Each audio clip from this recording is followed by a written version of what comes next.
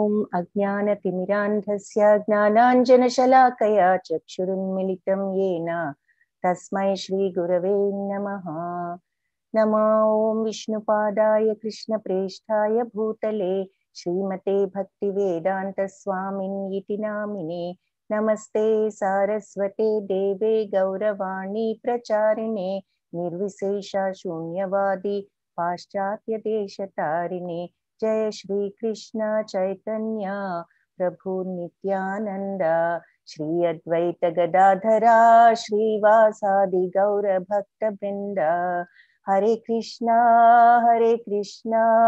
కృష్ణ కృష్ణ హరే హరే, హరే రామ రామ రామ హరే హరే. హరే కృష్ణ. భక్తులందరికీ ఈరోజు అష్టమాధ్యాయం అక్షర బ్రహ్మ యోగము అని ఈ అధ్యాయానికి పేరు. భగవత్ ప్రాప్తి ముందుగా చెప్పుకున్నట్లుగా ఈ భక్తి యోగంలోని 2వ అధ్యాయము. 7 నుంచి 12 వరకు భక్తి యోగం అని చెప్పుకున్నాము. 7, 8, 9, 12 ముఖ్యంగా భగవత్ ప్రాప్తి గురించి చెప్తాయి. 8 నుంచి మనకు 10 భగవంతుని విభూతులు, 11 విశ్వరూప సందర్శనము చూస్తాము మధ్యలో ఈ భక్తి యోగంలో. సో ఈరోజు అక్షర బ్రహ్మ యోగము. యోగము అంటే భగవంతుడితో మనము సంబంధం పెట్టుకోవటం, భగవంతుడితో కనెక్షన్, భగవంతుడితో మన యొక్క కనెక్షన్ని యోగా అని చెప్పేసి అంటామని చెప్పుకున్నాము. ప్రతి అధ్యాయానికి ఆ రకంగా ఈ అధ్యాయం ద్వారా మనం ఎలా కనెక్షన్ పెట్టుకోగలము అన్నది అన్న ఉద్దేశ్యంతో ఒక్కొక్క అధ్యాయానికి ఒక్కొక్క యోగం అనేటటువంటి పేరు ఇవ్వడం జరిగింది. అక్షర బ్రహ్మ యోగము అని ఈ అధ్యాయానికి పేరు. సో హరే కృష్ణ మాతాజీ, లైవ్ కనిపిస్తోంది కదా. అష్టమాధ్యాయము అక్షర బ్రహ్మ యోగము, భగవత్ ప్రాప్తి. అర్జున ఉవాచ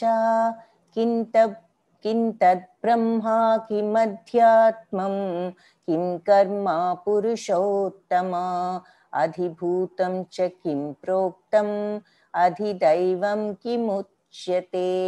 అర్జునుడి ప్రశ్నతో ఈ అధ్యాయం మొదలైంది. ప్రభు, ఓ పురుషోత్తమ, బ్రహ్మ కిం తద్ బ్రహ్మ, బ్రహ్మ అంటే ఏమిటి? మధ్యాత్మం, ఆత్మ అంటే ఏమిటి? కిం ఆధ్యాత్మం అంటే ఆత్మ అంటే ఏమిటి? కిం కర్మ, కర్మ ఏమిటి? పురుషోత్తమ, కర్మ అంటే ఏమిటి? అధిభూతం చ కిం ప్రోక్తం, అధిభూతం అంటే ఏమిటి చెప్పు. అధిదైవం కి ముచ్యతే, అది దైవం అంటే ఎవరు? సో ఇవన్నీ కూడా వరుసనే ఈ ప్రశ్నలన్నీ కూడా అర్జునుడు అడగటం జరిగింది. అసలు బ్రహ్మ అంటే ఏమిటి, ఆత్మ అంటే ఏమిటి, కర్మ, కామ్యకర్మలు అంటున్నారు, అసలు ఇవన్నీ ఏమిటి, అధిభూతం అంటే ఏమిటి, అధిదైవం అంటే ఏమిటి అని చెప్పేసి దయచేసి కిం ప్రోక్తం, కొద్దిగా నాకు ఇది ప్రోక్తం వివరించండి అని చెప్పేసి అడుగుతున్నారు. అధియజ్ఞ కథం కోత్ర దేహేస్మిన్ మధుసూదన ప్రయాణకాలే చ కథం నేయోసి నియతాత్మభి. ఓ మధుసూదన, యజ్ఞ ప్రభువు ఎవరు? అధియజ్ఞ కథం కోత్ర, ఏ విధముగా అతడు ఈ శరీరంలో ఉంటాడు? కోత్ర దేహేస్మిన్ మధుసూదన, భక్తి సేవలో నిమగ్నమైన వాళ్ళు ప్రయాణకాలేచ కథం జ్ఞేయోసి నియతాత్మభి అంటే భక్తి సేవలో, భక్తి మార్గంలో ఉన్న ఈ జ్ఞానులు మరణ సమయంలో నిన్ను ఎలా తెలుసుకోగలుగుతారు? ప్రయాణకాలేచ కథం జ్ఞేయోసి నియతాత్మభి అంటే నియతాత్మభి జ్ఞేయోసి, అంటే అలా నియమంగా ఉండేవాళ్ళు, అలాంటి వాళ్ళు ప్రయాణ కాలేచ చివరి సమయంలో నీ గురించి జ్ఞేయోసి ఎలా తెలుసుకుంటారు అని చెప్పేసి మళ్ళీ ఈ ప్రశ్న కూడా అర్జునుడు అడగటం జరిగిందనమాట. మొత్తం అన్నీ కూడా ఇక్కడ అర్జునుడు ఈ మాటలన్నిటికీ అర్థం తెలుపమని అడగటం. అయితే భగవానువాచ ఏమిటి దానికి సమాధానం అన్నది చూద్దాం. శ్రీ భగవానువాచ అక్షరం బ్రహ్మ పరమం స్వభావోధ్యాత్మముచ్యతే భూతభావోద్భవకరో విసర్గ కర్మ సంహిత. అయితే భగవానుడు ఏం చెప్పారు? నాశనరహితుడు సర్వోత్తముడు అయిన జీవుడు బ్రహ్మము అనబడతాడు. నాశనరహితుడు సర్వోత్తముడు అయిన జీవుడు బ్రహ్మము అనబడతాడు. ఆత్మ యొక్క నిత్య స్వభావమును ఆధ్యాత్మమని చెప్తారు. ఆధ్యాత్మ అంటే ఏమిటి అంటే మన ఆత్మకు నిత్యము అనేది మన ఆత్మ అని మనము తెలుసుకోవటమే ఆధ్యాత్మికత. అంటే మనము ఈ దేహము కాదు, మనము ఈ ఆత్మ అనేది ఎప్పటికీ ఉంటుంది అనేటటువంటి నిజమైన అవగాహన. ఊరికినే మనము పైకి అనటం కాకుండా మనము ఆ అవగాహనని అనుభూతి చెందించుకుంటే అప్పుడు అది ఆధ్యాత్మము అని చెప్పేసి చెప్తారు. సమస్త జీవుల ఉత్పత్తికి ఉనికికి కారణమైన కార్యమే కర్మ, సకామ కర్మ. అంటే సమస్త జీవుల ఉత్పత్తికి కూడా ఉనికికి కారణమైన కార్యమే కర్మ అని చెప్పేసి అంటారు అని చెప్పి ఆ మూడు పదాలకు అర్థాలు ఇక్కడ చెప్పారు. తరువాత అధిభూతం క్షరోభావ, అధిభూతం క్షరోభావ పురుషశ్చాధిదైవతం అధియజ్ఞోహమేవాత్ర దేహే దేహభృతాం వర. దేహదారులలో శ్రేష్ఠుడా అర్జున అని చెప్పేసి ఆ రకంగా అర్జునుని సంబోధించి శరీరం లాంటి నిరంతరము మార్పు చెందే భౌతిక ప్రకృతిని అధిభూతము అంటారు. సో మన చుట్టూ ఎప్పుడు కూడా మార్పు చెందేటటువంటి ఈ ప్రకృతి, దీనిని అధిభూతం అంటారు. అధిదేవత అని కూడా ఎవరైనా అడిగారు కదా, అధిభూతం అంటే ఏమిటి, అధిదేవత అంటే ఏంటి? అధిభూతం అంటే మన నిత్య ప్రకృతి, మార్పు చెందేటటువంటి ఈ ప్రకృతి. ఎలాగూ మన శరీరం అయితే ఎలా అయితే మార్పులు చెందుతోందో అలాగే మార్పు చెందే ఈ ప్రకృతిని అధిభూతం అంటారు. సూర్యచంద్రులు వంటి సకల అంటే మన శరీరంతో సహా అన్ని ఈ మార్పు చెందేవన్నీ కలిపి అధిభూతం. సూర్యచంద్రుల వంటి సకల దేవతలు కలిగి ఉన్న భగవంతుని యొక్క విరాట్ రూపంనే అధిదైవము అంటారు అని చెప్పేసి చెప్తున్నారు. సో అధిభూతం అంటే మనలాంటి శరీరం ఉన్న ఈ చుట్టూ అంటే మన శరీరాలతో కలిసి అంటే అన్ని జీవభూతాలతో ఉన్నటువంటి ఈ మన చుట్టూ ఉన్న మార్పు చెందేటటువంటి ఈ ప్రకృతిని అధిభూతం. దాంట్లో మన అందరూ ఉన్నాం, జీవరాశులు, కనిపించే ప్రకృతి, ఇవన్నీ కలిపి కంబైన్డ్ గా అధిభూతం అంటాం. అలాగే అది దైవం అంటే మన కళ్ళ ముందు ఈ సూర్యచంద్రులు, ఈ సకల దేవతల యొక్క కూడా తనలో ఇమిడి ఉన్నటువంటి భగవంతుడు కంబైన్డ్ గా, మనమందరం కంబైన్డ్ గా, జీవరాశులు, ఈ చుట్టూ కనిపించే ప్రకృతి అంతా కంబైన్డ్ గా ఎలా అయితే అధిభూతం అనుకుంటామో, మన కళ్ళ ముందు ఉన్న ఈ దేవతలు, కనిపించే వాళ్ళు, ఈ దేవతలందరూతో కలిపి భగవంతుడు, వాళ్ళంతానేమో భగవంతుడిలోనే ఉన్నారు కాబట్టి ఆ సూర్యచంద్రుల వంటి సకల దేవతలు కలిగి ఉన్న భగవంతుని యొక్క విరాట్ స్వరూపమే అధిదైవము. అంటే ఈ దేవతలన్నీ కూడా భగవంతుడిలో భాగమే అన్నట్లు అదంతా కూడా కలిపి మనము ఆ విరాట్ స్వరూపాన్ని అధిదైవం అంటాము అని చెప్పేసి చెప్తున్నారు అన్నమాట. అధిదైవం అంటే ఇవన్నీ వస్తాయి, అన్ని భగవంతుల్లో అవన్నీ కూడా ఒక పార్ట్ ఆఫ్ ద భగవంతుడేనమాట. సో ప్రతి దేహంలోనూ తర్వాత పరమాత్మ రూపంలో ఉండే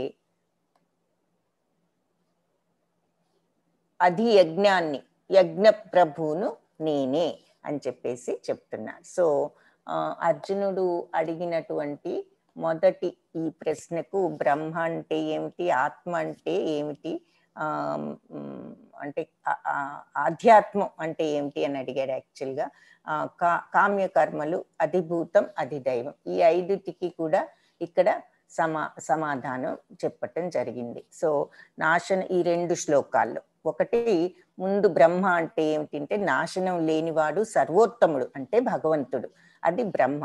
ఆత్మ యొక్క నిత్య స్వభావము, ఆత్మ నిత్యమని మనం ఎప్పుడైతే అది అర్థం చేసుకుంటామో అది ఆధ్యాత్మికత. తరువాత సమస్త జీవుల ఉత్పత్తికి ఉనికికి కారణమైనటువంటి కర్మలే సకామ కర్మ అంటారు. అంటే అవి అంటే మనం కర్మలు చేస్తే దానిని బట్టి మనకి మళ్ళీ జన్మ వస్తుంది, అది కామ్య కర్మలు అంటారు. దేహదారులలో శ్రేష్ఠుడా, అక్కడ 3 చెప్పారు, ఇక్కడ మిగిలిన 2 చెప్పారు. ఏది మళ్ళీ అధిభూతం అంటే ఏమిటి, అధిదైవం అంటే ఏమిటి, 3 అయిపోయినాయి, ఇంకా 2. ఈ రెండిటికి ఏం సమాధానం చెప్పారు? అధిభూతం అంటే మొత్తం మన జీవరాశులు, కనిపించే ప్రకృతి, ఇదంతా ఈ మార్పు చెందేటటువంటి ఈ ప్రకృతి అంతా కూడా అధిభూతము. మార్పు లేని నిత్య స్వభావం ఉన్నది అందరిలోనూ ఉండే పరమాత్మ.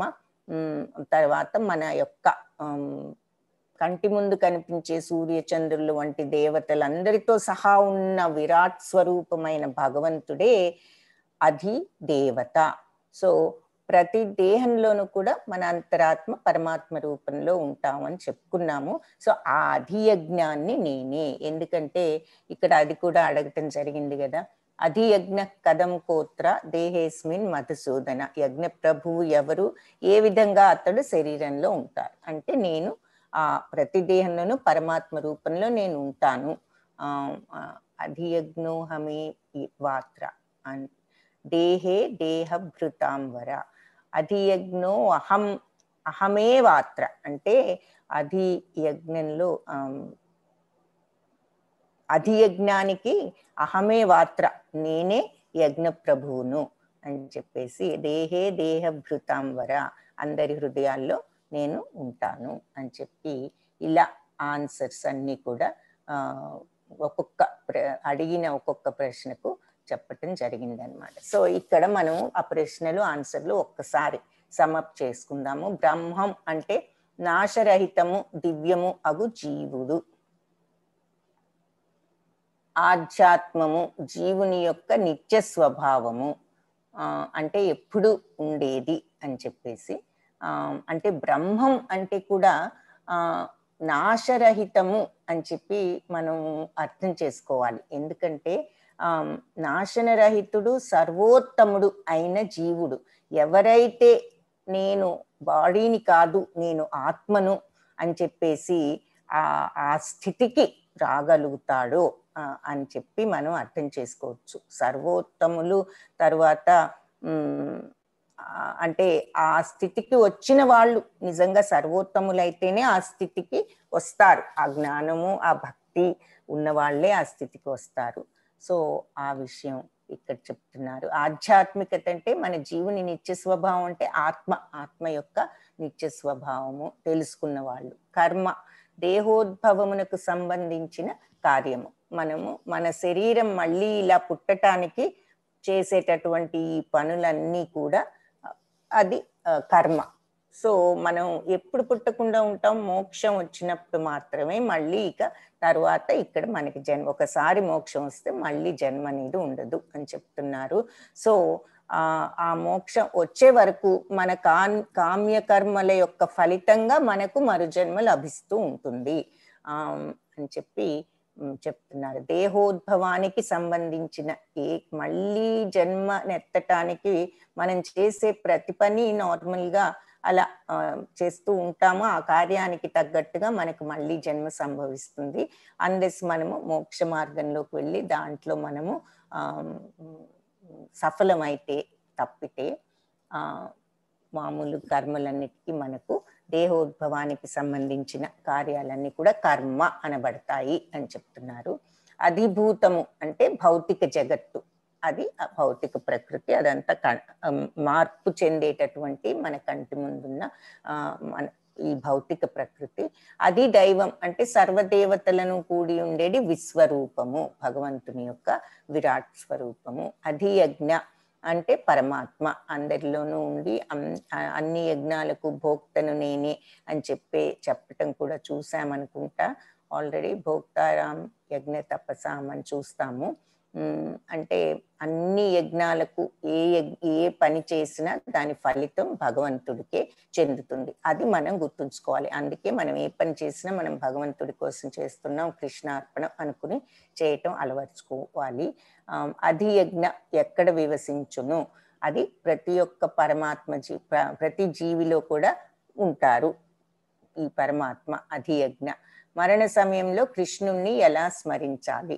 స్మరణాన్ని జీవితకాలం అభ్యాసం చేయటం ద్వారా. సో ఇక్కడ అర్జునుడు అడిగినటువంటి ఆఖరి ప్రశ్న అదనమాట. ప్రయాణకాలే చ కథం నేయోసి నియతాత్మభి. ఈ నియతాత్మభి అంటే ఎప్పుడు నియమంగా ఉండేవాళ్ళు, ఆత్మని అలాంటి మనుషులు ఎలా తెలుసుకుంటారు నీ గురించి చివరి సమయంలో అని చెప్పి అడగటం జరిగింది. కాబట్టి స్మరణాన్ని జీవితకాలం అభ్యాసం చేస్తే మనకి అప్పుడు ఎప్పుడు కూడా అది అలవాటైపోతుంది. ఆ రకంగా మనము చివరి నిమిషంలో కూడా అదే స్మరణలో ఉండొచ్చు. అలా కాకుండా మనకి అలవాటు లేకపోతే చివరిలో మనకి ఏది చివరి నిమిషం అని మనకి ఎలా తెలుసు?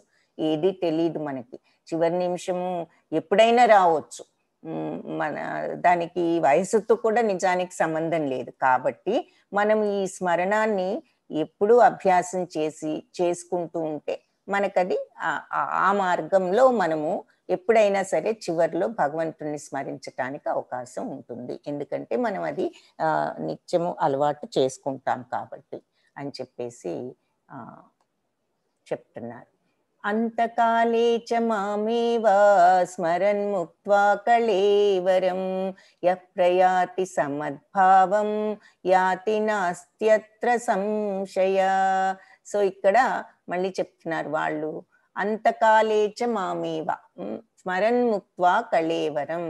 సో చివరిలో నన్ను తలుచుకుంటూ ఎవరైతే ఈ శరీరాన్ని వదులుతారో యః ప్రయాతి సమద్భావం యాతి నాస్త్యత్ర సంశయ, వాళ్ళు తప్పకుండా నన్ను అర్థం చేసుకుంటారు, నా భావాన్ని, నా భగవంతుణ్ణి.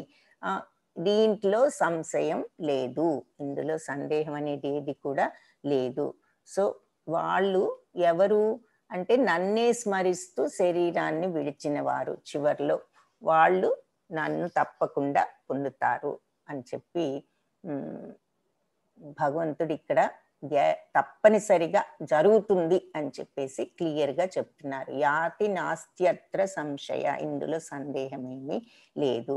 సో చివరి సమయంలో మనం భగవంతుణ్ణి స్మరించాలి అంటే మొదటి నుంచి కూడా మనకి ఆ అలవాటు మనం ఇప్పటి నుంచి చేసుకుంటే అప్పుడు ఆ చివరి సమయం, ఇక్కడ మనకి చిత్రంలో భీష్మ పితామహాన్ని చూపిస్తున్నారు. నిన్న కూడా చెప్పుకున్నాము, ఆయన ఎప్పుడు కావాలంటే అప్పుడు ఆయనకి అంతం తనే కోరుకోవచ్చని, జీవితాన్ని ఎప్పుడు కావాలంటే అప్పుడు చాలించుకోవచ్చని ఆయన చివరిలో యుద్ధ భూమిలో చివరికి ఆయన అది కోరుకున్నారు. అయితే ఆయన ఉత్తరాయణ సమయంలో పోవాలనుకుని ఆయన వెయిట్ చేసి భగవంతుడు వచ్చి ఆయన ముందు నుంచున్న తర్వాత ఆ విష్ణు సహస్రనామాన్ని పలుకుతూ ఆయన జీవితాన్ని చాలించారు అని చెప్పేసి మనకి తెలుస్తోంది.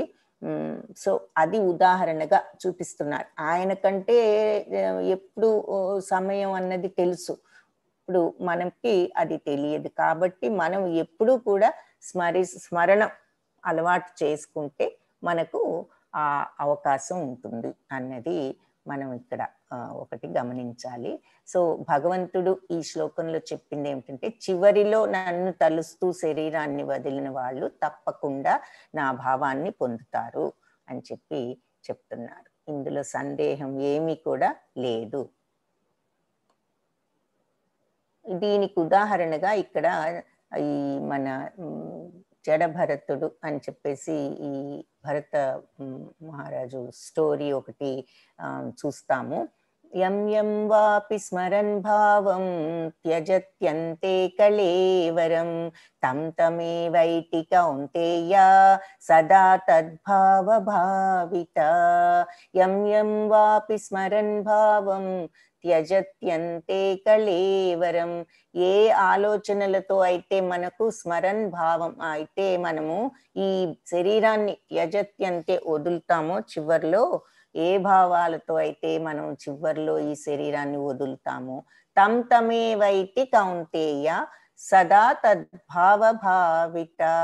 అయితే ఆ భావాలకు తగిన స్థితినే మనము పొందుతాము అని చెప్పేసి చెప్తున్నారనమాట. కౌంతేయ అదే వాటికి తగ్గట్టుగానే ఆ భావాలకు మనకు ఆ స్థితి వస్తుంది.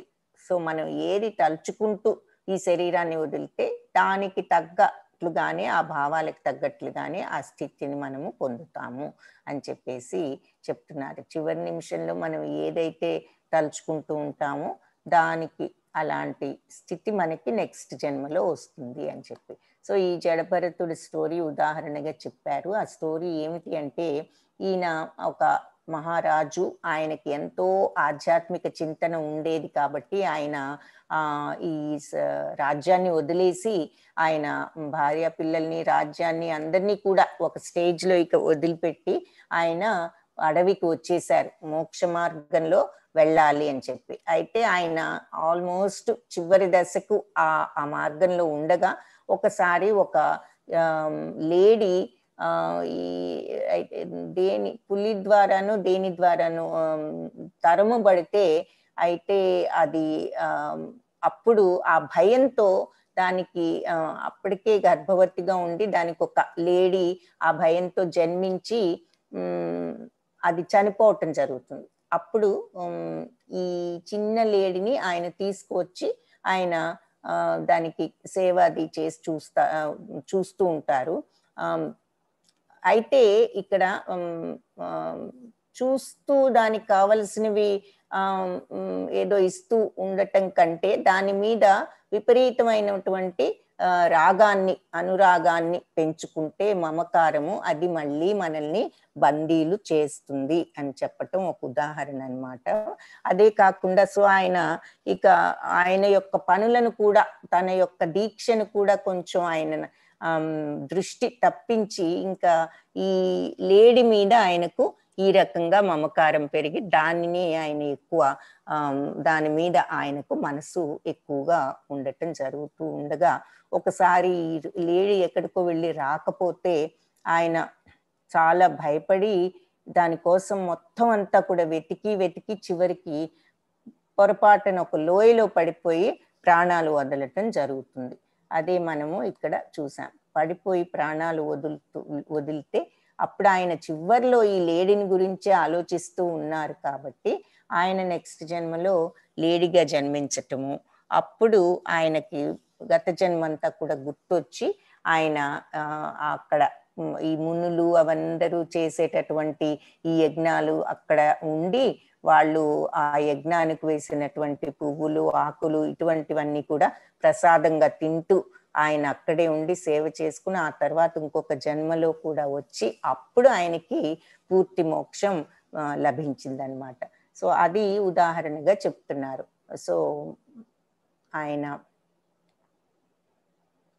ఆ మమకార అనుబంధంలో పడి చివరిలో ఆయన కొద్దిగా దాని మీద మనసు లేకుండా ఆయన లాస్ట్ స్టేజ్లో ఆయన ఆలోచనలు ఆ డియర్ మీదే ఉండటం వల్ల ఆయనకి ఆ డియర్ లాగానే మళ్ళీ పుట్టడం జరిగింది అని. సో ఈ శ్లోకానికి అది అర్థం. యం యం వాపి స్మరన్ భావం త్యజత్యంతే కళేవరం తం తమేవైతి కౌంతేయ సదా తద్భావ భావిత. ఇది కూడా ఒక ముఖ్య శ్లోకము. అంతకాలే చ మామేవ ఇది కూడా ముఖ్య శ్లోకం. స్మరన్ ముక్త్వా కళేవరం, చివరి సమయంలో నన్ను స్మరిస్తూ శరీరాన్ని విడిచిపెట్టే వాళ్ళు నా భావాన్ని తప్పక పొందుతారు. యః ప్రయాతి సమద్భావం, మద్భావం నా భావం, యాతి నాస్త్యత్ర సంశయ, దీంట్లో సంశయం అనేది సందేహం అనేదే లేదు అని చెప్పేసి ఈ రెండు కూడా ముఖ్య శ్లోకాలే. ఇప్పుడు మన యొక్క విద్యుక్త ధర్మము అన్న విషయం. తస్మాత్ సర్వేషు కాలేషు మామనుస్మరయుధ్య చ మయ్యర్పితా మనో బుద్ధి మామే వైశ్యస్య సంశయం. సో ఇది కూడా ముఖ్య శ్లోకమే. తస్మాత్ సర్వేషు కాలేషు, అందుకని కాబట్టి సర్వకాలాల్లో కూడా ఇదంతా చెప్తున్నారు నెక్స్ట్ శ్లోకంలో, కంటిన్యూయేషన్ అన్నమాట. ఇప్పుడు చెప్పారు కదా 8వ శ్లోకంలో, 6వ శ్లోకంలో యం యం వాపి స్మరన్ భావం అని చెప్పి ఇవన్నీ కూడా చెప్పి, తస్మాత్ సర్వేషు కాలేషు మాం అనుస్మర యుధ్యచ, నన్ను స్మరిస్తూ యుద్ధం చెయ్యి అంటే ఇక్కడ అర్జునుడేమో యుద్ధం చేయను అంటున్నాడు కాబట్టి అర్జునుడికి ఆ మాట చెప్పారు. ఏమని? నీ స్వధర్మం, నీ విద్యుక్త ధర్మం నువ్వు నిర్వర్తించాలి, నువ్వు రాజు కాబట్టి. తస్మాత్, కాబట్టి సర్వకాలాల్లోనూ నన్ను స్మరిస్తూ నువ్వు యుద్ధం చెయ్యి అని చెప్పి. సో మనకు యుద్ధము అంటే ఏమిటంటే నిత్య జీవితంలో మనం జరిపేటటువంటి ఈ జీవన పోరాటమే మన యుద్ధం అనుకోవచ్చు. మన ధర్మాన్ని మనం నిర్వర్తించటం, ఏ ధర్మం ఉంటే మనకి ఆ ధర్మం. సో అర్జునుడికి రాజు కాబట్టి ఆయన ధర్మం అది. సో మన ధర్మాన్ని అనుసరించి, అంటే మన బాధ్యత, మన కుటుంబంలో మన బాధ్యత, మన యొక్క వృత్తిలో మన బాధ్యత, అన్నీ కూడా మన యొక్క యుద్ధం, మన పోరాటం కిందే లెక్క. కాబట్టి సర్వకాలాల్లోనూ మనం కూడా ఇది అందరికీ ఇచ్చేటటువంటి, అందరం పాటించవలసినటువంటి సూత్రం అన్నమాట ఇది. అర్జునుడికే కాదు, ఇది అందరికీ వర్తించేది. మనం అన్ని కాలాల్లోనూ మాం అనుస్మర, నన్ను అనుసరిస్తూ యుద్ధం చేయి అంటే మీరు చేసే ఈ జీవనాన్ని సాగించండి అని చెప్పి అర్థం.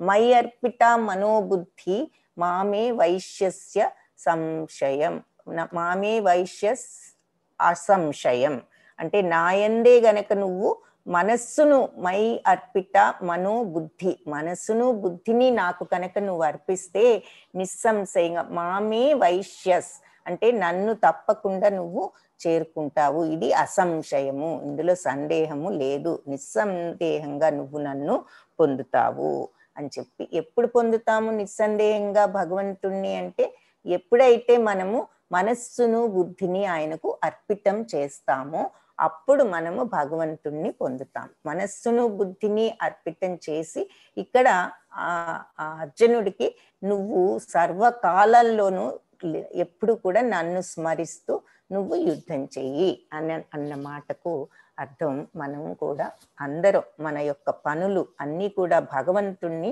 స్మరిస్తూ మన యొక్క జీవనాన్ని సాగించాలి. ఎప్పుడు కూడా మనస్సు బుద్ధిని ఆయనకు మనం అర్పిస్తే తప్పనిసరిగా నిస్సంశయంగా ఆయన్ను చేరుకుంటాము అని చెప్పి ఈ శ్లోకానికి అర్థం. అంటే మనందరికీ కూడా భక్తి అంటూ ఉంటాం. ఈ భక్తి ఎలా వస్తుంది, భక్తి అంటే ఏమిటి, ఈ భక్తిని మనం ఎలా ప్రాక్టీస్ చేయాలి, ఏం చేయాలి అనేటటువంటి సందేహం మనందరికీ వస్తూ ఉంటుంది. కాబట్టి ఈ మాటలను మనం పదే పదే గుర్తు చేసుకోవాలి. ఏమని? అన్ని టైమ్స్లోనూ సర్వకాలేషు నన్ను స్మరిస్తూ, భగవంతుని స్మరిస్తూనే ఏదైనా, స్మరిస్తూ అంటే స్మరిస్తూ కూర్చోమని కాదు, భగవంతుడికి ఇస్తున్నాం అనే మైండ్ సెట్ని ఆ రకంగా మలుచుకోవాలన్నమాట మన ఆలోచన విధానాన్ని. సో ఇప్పుడు అర్జునుడిని నన్ను స్మరిస్తూ యుద్ధం చేయంటే స్మరిస్తూ కూర్చుంటే యుద్ధం ఎలా చేస్తాడు? దాని అర్థం ఏమిటి అంటే అది భగవంతుడికి అనేటటువంటి ఒక ఉద్దేశ్యంతో, ఇది నా కోసం కాదు, మనం ఏ పని చేసినా మన కోసం చేస్తున్నాం అనుకున్నట్లుగా మనసులో ఆ భావం జీర్ణించుకుపోయి ఉంటుంది మనందరికీ. అది మార్చుకుని, ఇది ఆ తత్వాన్ని మార్చుకుని మనం ఈ రకమైనటువంటి ఆలోచన విధానంలోకి మారాలి. సో ఇది భగవంతుడి కోసం చేస్తున్నాము అని మనము చేయవలసింది కరెక్ట్ గా చేసి దాని గురించి ఏదో మనం బెనిఫిట్ అయిపోతాము అన్న దృక్పథాలను, ఆలోచన విధానాలను మార్చుకోవాలి. ఇది నా డ్యూటీ, చెయ్యాలి, భగవంతుడి తృప్తి కోసం చెయ్యాలి అనేటటువంటి ఒక ఆలోచన విధానాన్ని అలవర్చుకోవాలి. అలా మన మనస్సును బుద్ధిని భగవంతుడికి అర్పిస్తే అప్పుడు భగవంతుడు చెప్పేది, నువ్వు నన్ను మనస్సు బుద్ధి నా యందు నిలిపితే నిస్సంశయంగా నన్ను పొందుతావు, మా ఏ వైశ్యస్ అసంశయం. సో తప్పనిసరిగా నువ్వు సంశయం లేకుండా, సందేహం లేకుండా నువ్వు నన్ను పొందుతావు అని చెప్పి ఈ శ్లోకంలో చెప్పారు. చాలా క్లియర్గా, ఇవన్నీ కూడా చాలా క్లియర్గా చెప్పినటువంటి విషయాలు. అభ్యాసయోగయుక్తేన చేతసా నాన్యగామినా పరమం పురుషం దివ్యం యాతి పార్థానుచింతయన్. ఓ పార్థ, మనస్సును ఎల్లప్పుడూ నా నామస్మరణలో నింపితే గనక నిలిపి మార్గం నుండి తప్పుకోక నన్ను దేవదేవునిగా పరమం పురుషం దివ్యం యాతి పార్థ అనుచింతయన్. సో ఆయన నన్ను దేవదేవునిగా ధ్యానించేవాడు ఖచ్చితంగా నన్ను చేరుకొను. అభ్యాసయోగ యుక్తేన అంటే ఈ రకమైనటువంటి అభ్యాసంలో ఉండి, అభ్యాస యోగంలో యుక్తేన వాళ్ళు ఈ యోగంలో ఏమిటి, చేతస నాణ్యగామిన అంటే భగవంతుణ్ణి ఎప్పుడు తలుచుకుంటూ స్మరించుకుంటూ ఉండేటటువంటి ఈ యోగంలో గనక ఉంటే పరమం పురుషం దివ్యం, ఏమని ఆయనే పరమ పురుషుడు దివ్యము అని చెప్పి మనము ఈ అనుచింతనలో ఉంటే తప్పనిసరిగా మనము భగవంతుణ్ణి చేరుకుంటాము అని చెప్పి ఈ శ్లోకంలో చెప్తున్నారు. సో అభ్యాసయోగ యుక్తేన, అభ్యాసాన్ని కూడా ఒక యోగం అంటున్నారు, అది మనం గుర్తుంచుకోవాలి. అభ్యాసయోగ యుక్తేన అది ఇదంతా ఎలా వస్తుంది భక్తి అంటే మనము అభ్యాసం చెయ్యాలి, ఒక రోజులో వచ్చేది కాదు, దీనికి సహనం ఉండాలి. 2 రోజులు చేసి ఏది భక్తి అనేది అంత ఈజీ కాదని మనం వదిలిపెట్టే అవకాశాలు ఉండొచ్చు. అది కాకుండా దానికి సహనం ఉండి దానిని రోజు అభ్యాసం చెయ్యాలి. భగవంతుణ్ణి స్మరించితే మనకు మెల్లగా అది కలుగుతుంది. అందుకే మనము ఈ స్మరణ జపము చేస్తే భగవంతుని మీదకి మనకు మన యొక్క ఆలోచన విధానం మారటానికి అదే మనకు మార్గం. సో అందుకే ఈ భగవంతుణ్ణి స్మరించటం అనేది అంత ముఖ్యం. కలియుగంలో అదే మనకు మోక్షానికి దారి అని పదే పదే కూడా చెప్పారు, చూసాము. హరేర్నామ హరేర్నామ హరేర్నామైవ కేవలం కలౌ నాస్త్యైవ గతిర్ అన్యథా. వేరే గతి లేదు ఈ కలియుగంలో, హరినామమే కేవలం మనకు గతి అని చెప్పేసి చెప్పారు. సో అభ్యాస యోగ అలా మనం ప్రాక్టీస్ చేస్తూ ఉండి, ఏమని ప్రాక్టీస్ చేయాలి అంటే పరమ పురుషం దివ్యం అన్న విషయం మనం అర్థం చేసుకుని భగవంతుని చింతలో మనం ఉంటే అప్పుడు మనకు ఖచ్చితంగా మనము భగవంతుణ్ణి పొందవచ్చు అని చెప్పి ఇది కూడా భగవంతుడే క్లియర్గా ఇక్కడ చెప్పారు. ఎప్పుడు మనము అంటే సడన్ గా పరీక్ష వస్తే మనం ఎలా చేస్తాము అన్నది ఒక ఉదాహరణ అన్నమాట. మనకు అంటే ఎవరికి ఎప్పుడు మనకి అంటే ఈ దేహాన్ని వదిలే టైం ఏదో ఎవరికి తెలియదు, అది సడన్ గా వచ్చేటటువంటి టెస్ట్ లాంటిది. కొన్నిసార్లు సర్ప్రైజ్ టెస్ట్లు పెడుతూ ఉంటారు క్లాసెస్ లో, అలాగే ఇది కూడా మనకెవ్వరికి కూడా తెలియదు మనకి ఎంత టైం ఉంది అన్న విషయం. సో ఎలా సిద్ధమవుతాము, ఎప్పుడు కూడా మనం ఎప్పటి వర్క్ అప్పుడు చేసుకుంటేనే మనం అలాంటి సడన్ టెస్ట్లకి రెడీగా ఉండగలుగుతాము. అందుకని అలాగే ఇప్పుడు మనం అలా రెడీ అవ్వాలి అంటే మన యొక్క సిలబస్ ఏమిటి అంటే ఎలా సిద్ధం అవ్వాలి అంటే ఇలా శ్రవణం చేయటం ద్వారా, స్మరణం చేయటం ద్వారా, భగవంతుణ్ణి తలుచుకోవటం ద్వారా అని చెప్పేసి చెప్తున్నారనమాట. సో మనం జపించటం, భగవద్గీత చదవటం, భక్తుల సాంగత్యం, సేవ చేయటం ఇవన్నీ కూడా ముఖ్యం. సో సేవ అనేది ఎందుకు ముఖ్యం, అందరూ కూడా భగవంతుని యొక్క అంశలే కాబట్టి ప్రతి జీవిని కరుణతో చూడటము, మనకి చేతనైన విధంలో వాళ్ళకి సేవ చేయటం అనేది ఇక్కడ కూడా చాలా ముఖ్యమైనది. తర్వాత భగవంతుని దృష్టిలో ఉంచుకునే మనం ఏది చేసినా కూడా చేయటం అనేది, ఇలా శ్రవణం చేయటం, భగవద్గీత, భాగవతం ఇవన్నీ వింటూ ఉండి భక్తుల సాంగత్యంలో ఉంటే అప్పుడు మనకి ఆలోచన విధానం కూడా కొంతవరకు మారుతూ ఉంటుంది. సో జపించటం, సో మనము భగవంతుణ్ణి జపిస్తూ ఉంటే మనకు ఆ భగవంతుడి మీద భక్తి పెరగటానికి అదే మార్గము. సో హియరింగ్, చాంటింగ్, రిమెంబరింగ్ ఎప్పుడు ఏ సమయంలో చేయాలి అన్నామంటే అది ఎప్పుడు ఏ సమయంలో అంటే ఎప్పుడు చేయాలి. పంజరంలో పక్షి ఎప్పుడు ఎగిరిపోతుందో మనకు తెలియదు. కాబట్టి సో మనం ఎప్పుడు కూడా ఈ భగవంతుణ్ణి స్మరిస్తూ ఉంటేనే మనము సిద్ధంగా ఉంటాము అని చెప్పి ఇక్కడ ఈ చిత్రాల ద్వారా మనకి చూపిస్తున్నారు. ఎలా సిద్ధం అవ్వాలి అంటే భగవంతుణ్ణి స్మరిస్తూ మనము సిద్ధం అవ్వాలి. వేరే జీవులెవరిని హింసించకూడదు, మనకి చేతనైన సేవ చెయ్యాలి. అది భగవంతుడి సేవే అనుకుని చెయ్యాలి మనం ఏది చేసినా అని చెప్పి గుర్తుంచుకోవాలి ఆ పాయింట్స్. తర్వాత నెక్స్ట్ శ్లోకాలు కవిం పురాణం అనుశాసితారం అణోరణీయం సమనుస్మరేద్య సర్వస్య ధాతారం ఇది పెద్ద శ్లోకము. సో దీని యొక్క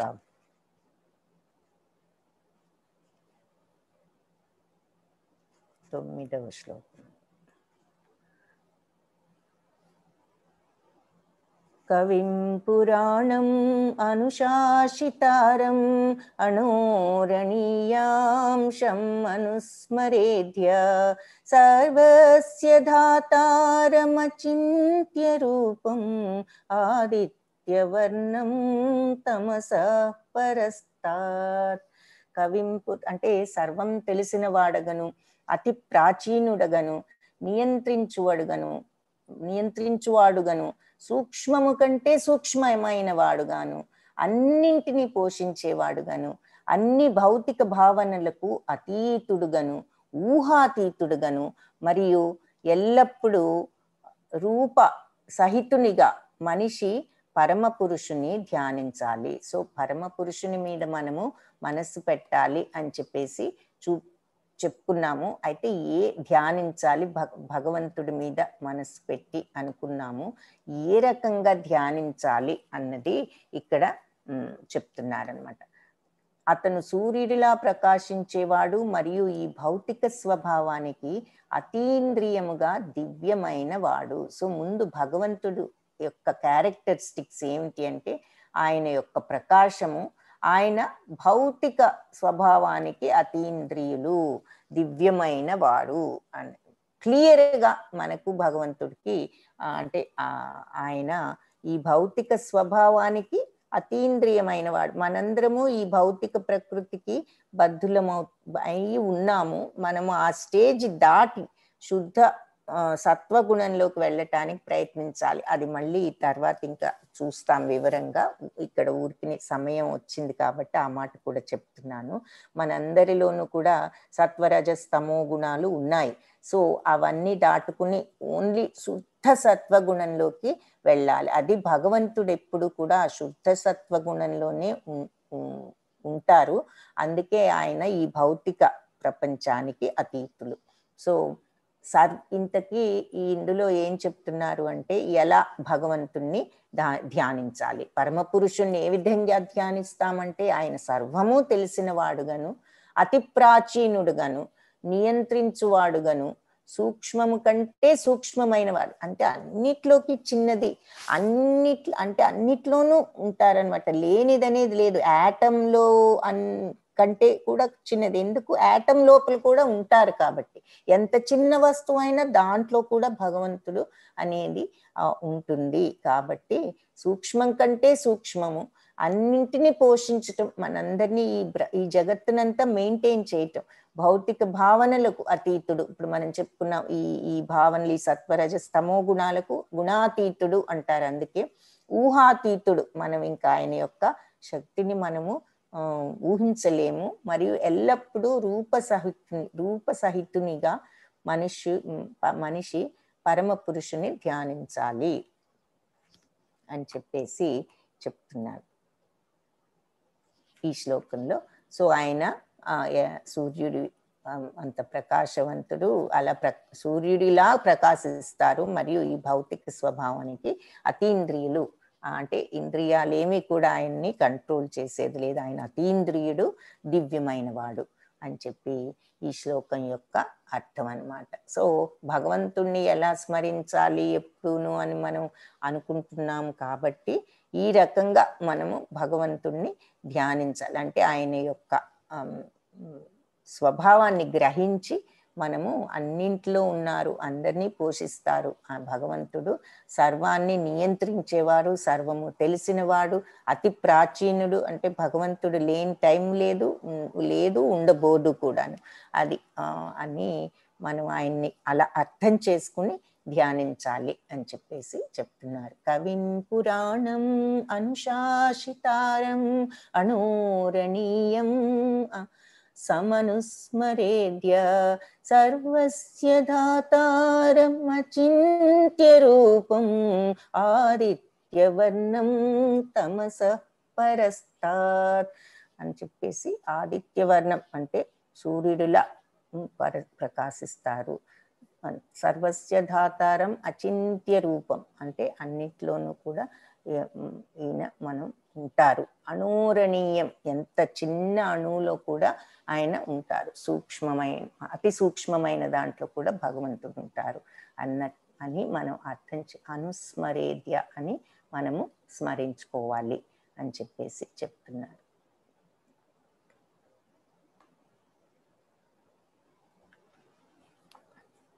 అనన్యచేతా సతతం యో మాం స్మరతి నిత్యశ తస్యాహం సులభా పార్థ నిత్యయుక్తస్య యోగినా. సో అనన్యచేతా సతతం యో మాం స్మరతి నిత్యశ, అనన్యమైనటువంటి అంటే క్రమం తప్పకుండా సతతం రోజు నన్ను ఎవరైతే యో మాం స్మరతి నిత్యశ, ఎవరైతే నన్ను స్మరిస్తారో నిత్యము, తస్యాహం సులభ పార్థ, అలాంటి వాళ్లకు చాలా నేను సులభంగా, నిత్యయుక్తస్య యోగిన, నిత్యము కూడా అలా ఈ యోగంలో ఎవరైతే నిమగ్నులై ఉంటారో యుక్తస్య, ఆ యోగిని వాళ్లకు, తస్యాహం సులభ పార్థ, నేను చాలా సులభంగా లభిస్తాను. తస్య అహం, నేను లభిస్తాను. ఎలా? సులభంగా. ఎవరికి? నిత్యయుక్తస్య యోగిన, నిత్యము కూడా ఈ యోగంలో నిమగ్నమై ఉన్న వాళ్లకు అని చెప్పేసి చెప్తున్నారు. అంటే పక్కన మనకు ఉదాహరణగా ఈ కలియుగ ఈ మార్గం ఏమిటి అంటే ఈ జపం, అంటే ఈ నామస్మరణ, అంటే ఈ రకంగా భగవంతుణ్ణి స్మరిస్తే మనము నిత్యము కూడా మనస్సును బుద్ధిని ఆయనకి అర్పించేటటువంటి మనోభావం మనకు వృద్ధి చెందుతుంది అనమాట. మై అర్పిత మనోబుద్ధి అని చెప్పారు కదా, నాకెవరైతే మనస్సు బుద్ధి నా మీద నాకు అర్పించి వాళ్ళు పనులు చేస్తారు అని ఆ భావన రావాలి అంటే మనకు ఇలా స్మరణం, భగవంతుణ్ణి మనం స్మరించుకుంటూ ఉండాలి. సో ఇక్కడ ఆ నిత్యయుక్తస్య యోగిన, అటువంటి యోగంలో ఎవరైతే స్థిరమవుతారో వాళ్ళకు నేను సులభంగా లభిస్తాను అని చెప్పేసి చెప్తున్నారు. సో ఇక్కడ మనకి ఈ జపం ద్వారా మనము ఇలా జపం చేస్తూ ఉంటే మనకు అది సాధ్యమవుతుంది.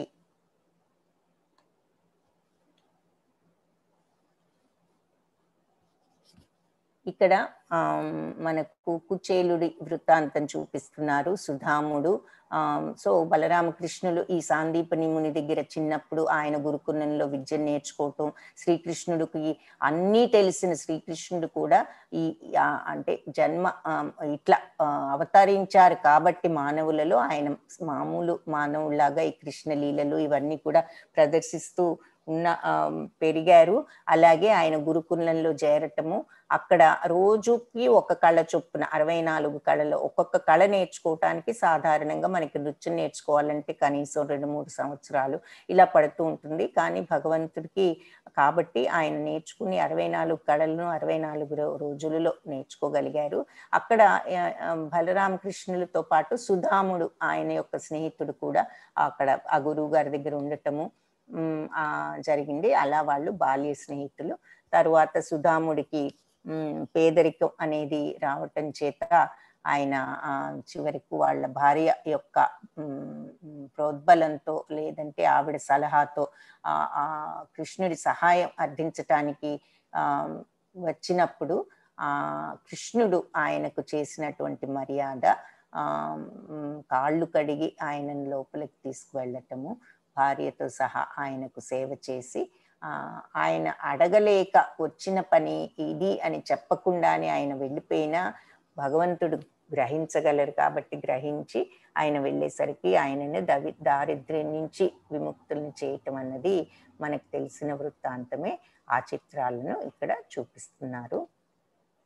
సో ఇంకొకటి ఏమిటి అంటే భగవంతుణ్ణి మనం ఎలా పొందాలి అనేది, ఎలా స్మరించాలి అనేది ఇక్కడ మనము చూసాము.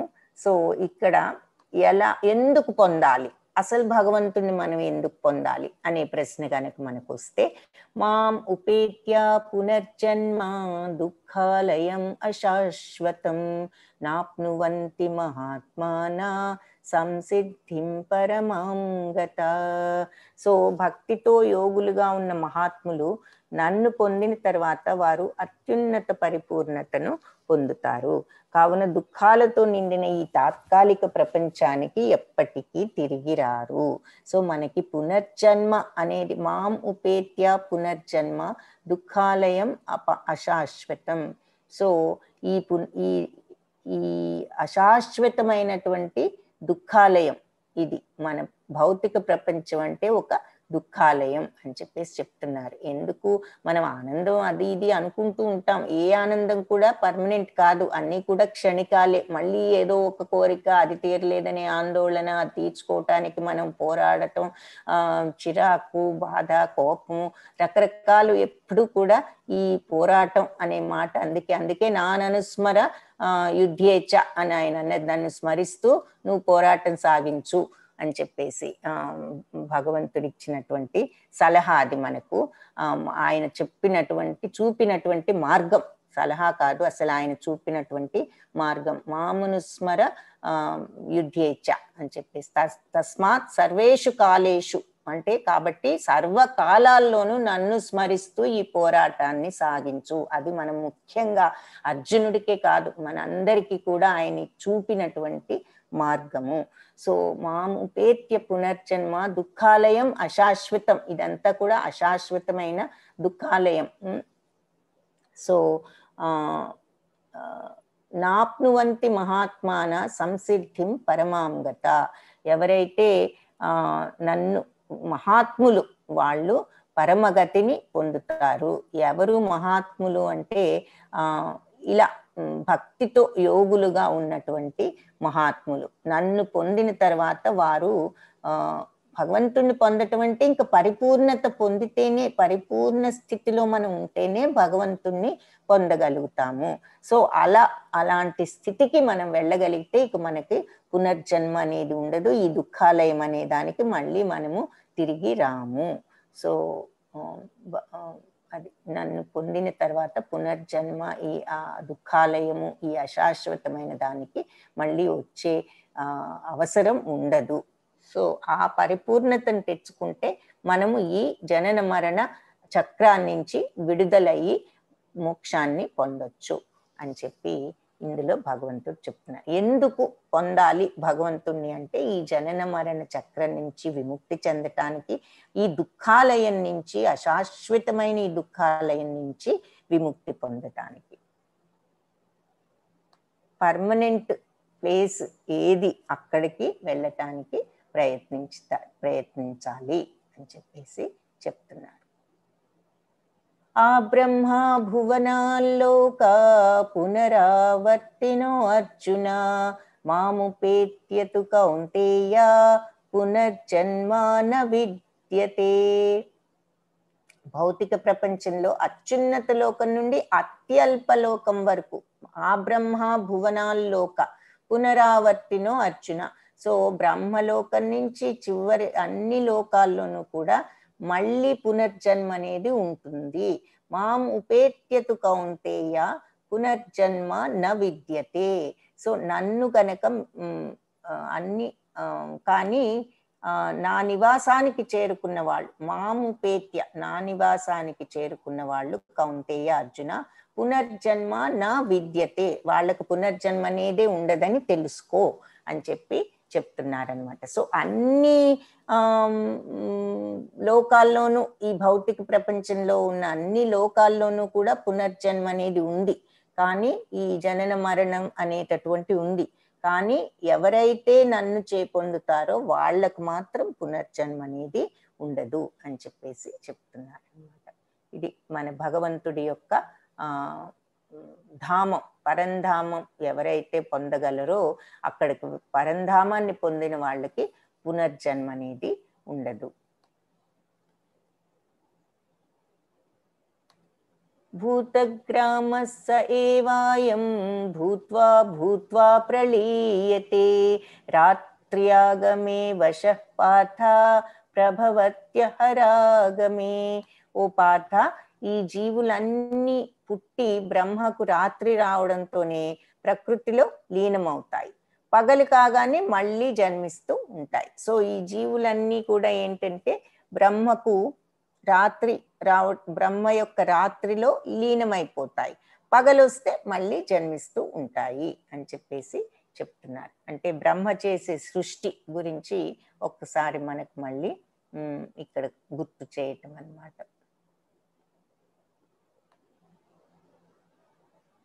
సో కలియుగ కాలం ఎంత అంటే ఇంతకు ముందు కూడా చెప్పుకున్నాం, బ్రహ్మకు ఒక్క రోజు అంటే ఆయన యొక్క పగలంతా సృష్టి, రాత్రంతా కూడా సృష్టించినవన్నీ కూడా మళ్ళీ రాత్రికి ఇదైపోతూ ఉంటాయి, లీనమవుతాయని చెప్తున్నారు. బ్రహ్మది ఒక్కరోజు కాలం ఎంత పెద్దది అన్నది చూద్దాం. మనలాగా 24 గంటలు కాదు బ్రహ్మ రోజులో, ఇంకా చాలా సంవత్సరాలే బ్రహ్మకు ఒక్కరోజు. సో కలియుగంలో మొత్తం మనకు 44,32,000 సంవత్సరాలు ఉన్నాయి. సరే, ద్వాపర యుగం కలియుగానికి 2 రెట్లు చెప్పుకున్నాం కదా. ఒక్కొక్క యుగంలో కూడా దానికి 2 రెట్లు, 3 రెట్లు, 4 రెట్లు అనమాట. సో కలియుగానికి 2 రెట్లు కాబట్టి ద్వాపర యుగంలో 4,32,000కి డబల్ 8,64,000 సంవత్సరాలు ఉన్నాయి. త్రేతాయుగము కలియుగానికి 3 రెట్లు, అందుకని అది 1,12,00,000 చిల్లర ఎంతో త్రేతాయుగంలో ఉంటుంది. సత్యయుగమేమో కలియుగానికి 4 రెట్లు. సో అది 1,07,00,000 చిల్లర, 76,00,000 చిల్లర ఎంతో సత్యయుగంలో అన్నిటికంటే ఎక్కువ సంవత్సరాలు. రాను రాను సంవత్సరాలు తగ్గిపోతూ వచ్చాయన్నమాట ఒక్కొక్క యుగంలోను. సో ఈ 4 యుగాలు కలిపితే ఒక దివ్య యుగం అవుతుంది. సో అంటే దివ్య యుగం అంటే ఏమిటి? 4, 3, 7, 9 ప్లస్ మన కలియుగం 1, 10 ఇంటూ 4,32,000 సంవత్సరాలు. ఇవన్నీ కలిపితే మనకు దివ్య యుగం ఎన్నాళ్ళు అన్నది వస్తుందన్నమాట. సో 4,03,20,000 సంవత్సరాలు ఒక దివ్య యుగం. అయితే 1000 దివ్య యుగాలు బ్రహ్మకు ఒక పగలన్నమాట.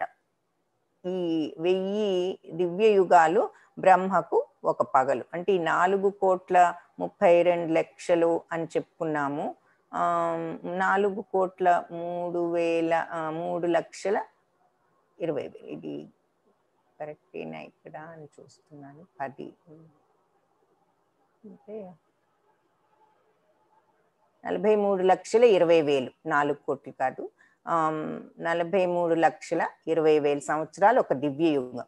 అయితే దాన్ని 1000 సార్లు మనం గనక హెచ్చవేస్తే ఎంత వస్తుందో అది బ్రహ్మ జీవితంలో ఒక పగలు.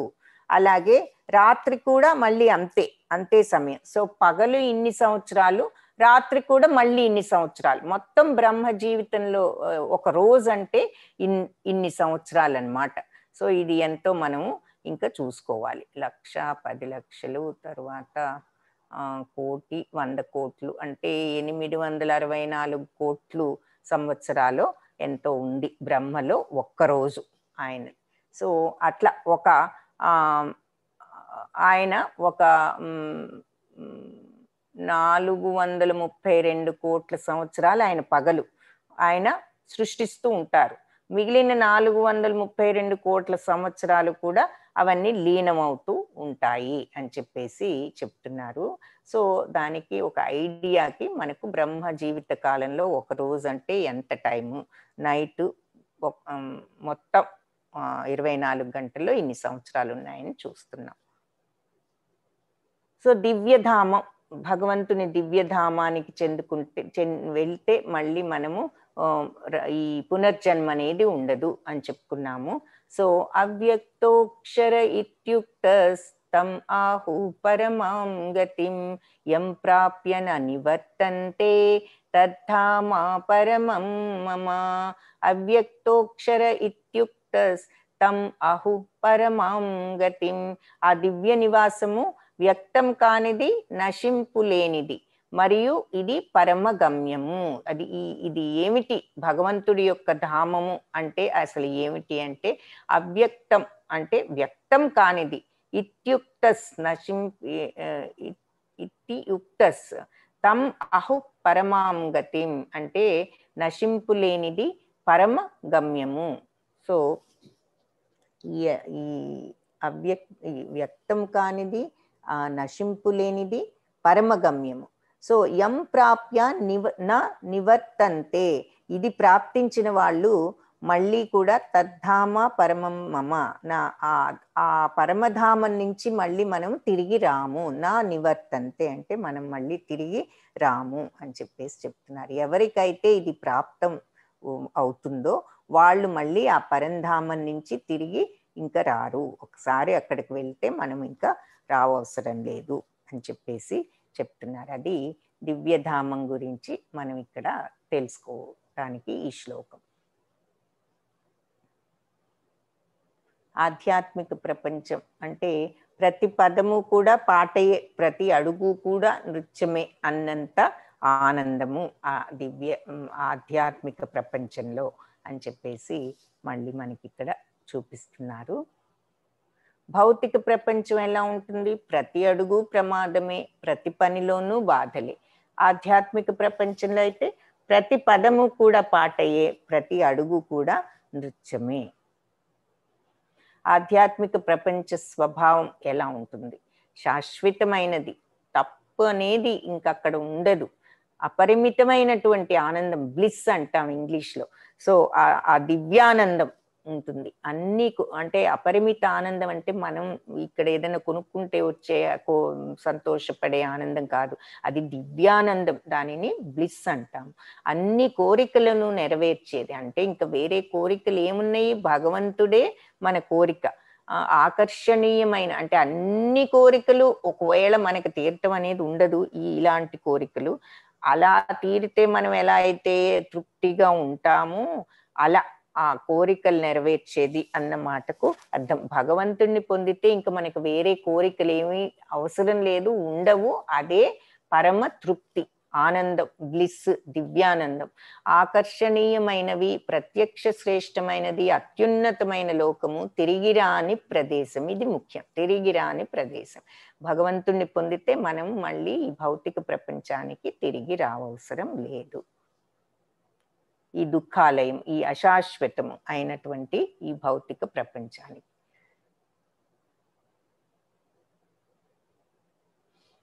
నైతే శృతి పార్థ జానం యోగి ముహ్యతి కశ్చన తస్మాత్ సర్వేషు కాలేషు యోగయుక్తో భవార్జున.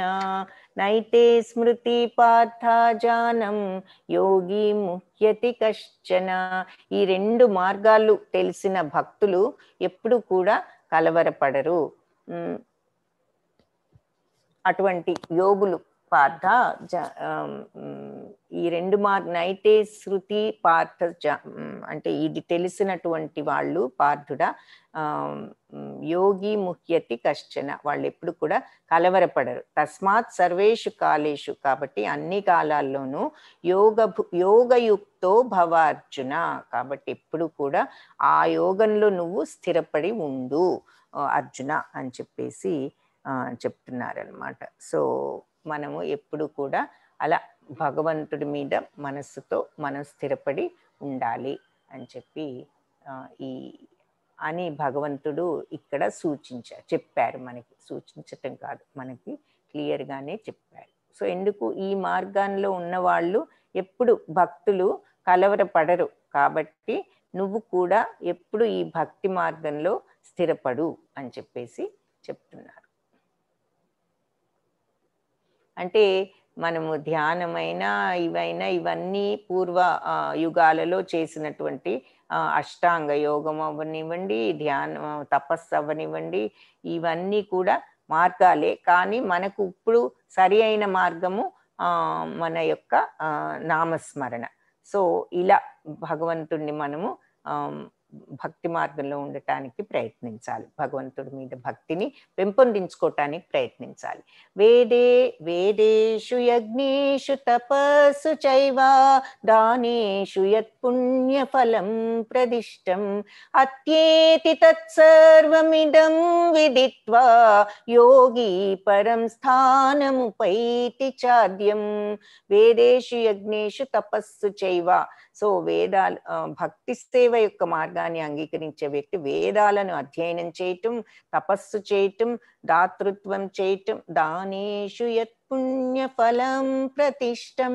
సో దానాలు చేయటం, అంటే దాతృత్వం ఇవ్వటం, లేదా తాత్విక మరియు ఫలవంతమైన కార్యకలాపాలను అనుసరించటం వలన కలుగు పుణ్యఫలాలను అధిగమించి వీటన్నింటినీ పొందగలడు.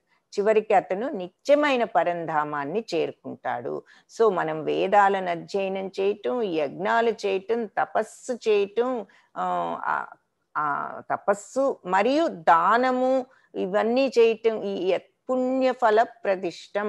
సో భక్తి మార్గంలో ఉంటే మనకు ఈ వేదాలు చదవటం, ఇవన్నీ కఠినమైన తపస్సులు చేయటం, వీటన్నిటికీ వచ్చేటటువంటి పుణ్యఫలాల కంటే కూడా ఎక్కువగా మనం వీటన్నిటిని పొందగలము అని చెప్పేసి అతను తప్పకుండా పరంధామాన్ని చేరుకుంటాడు అని చెప్పి చెప్తున్నారు ఈ శ్లోకంలో.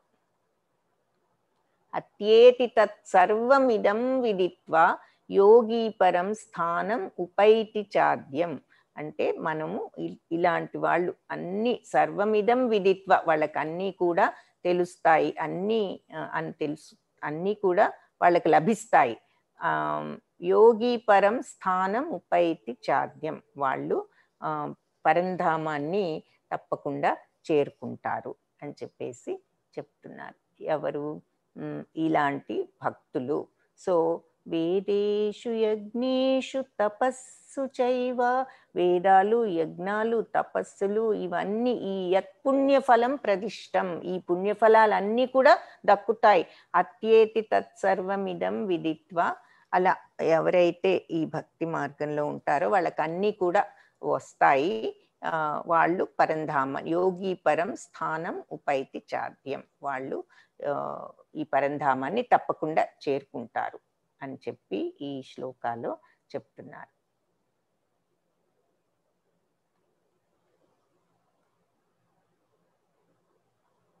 హరే కృష్ణ కృష్ణ కృష్ణ హరే హరే, హరే రామ రామ రామ హరే హరే. కృష్ణం వందే జగద్గురు. హరే కృష్ణ. ఇంతటితో మనకి ఈ చాప్టర్ పూర్తి అయింది.